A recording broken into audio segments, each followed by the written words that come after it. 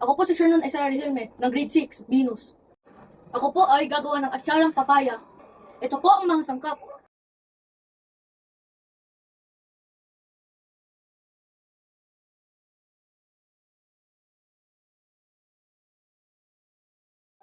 Sa isang malis na lagayan, ilalagay ang atsara, maliliit na hati na carrots, at bell pepper. Pati na rin ilalagay ang sibuyas, pasas, at pineapple. Sa mainit na kalan, ilagay ang suka.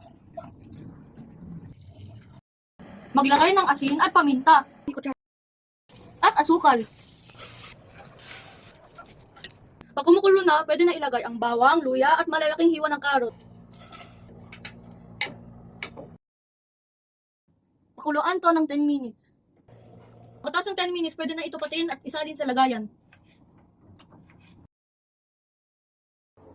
Pagkatapos haluin ang mga sangkap, pwede na ito ilagay sa lagayan.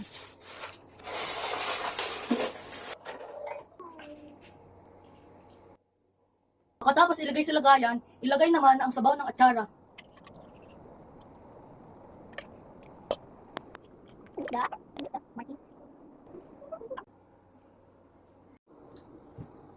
Ito na po ang ating finished product.